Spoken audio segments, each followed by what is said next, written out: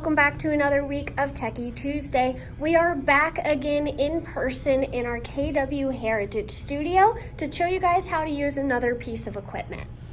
So last week we talked about all of these big boxed lights here, and right here you can see someone set it up for a podcasting station, but I want to cue in on this tiny light right here that is actually sitting on the desk. It looks almost like a little lamp. So it's this entire piece right here.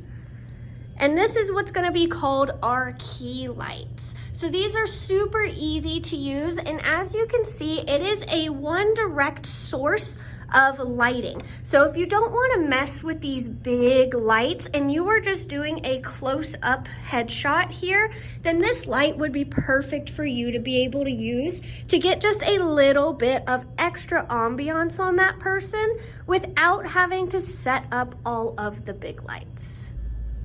So you can see just how much light is coming off from just that tiny little guy right there. So that's how we're gonna be able to get some nice lighting, again, if we don't wanna mess with a big, huge setup.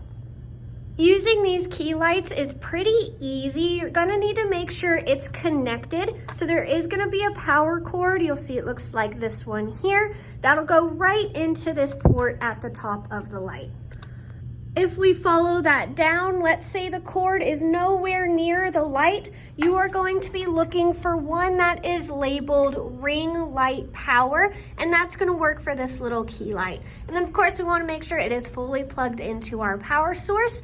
And when we come back over to our light, there is going to be an on-off switch. If I twist this over, you'll see it right there at the bottom. So you'll just switch that on or off based on what you're needing to do. Thanks so much for tuning in. We will be back in our studio next week for another equipment show.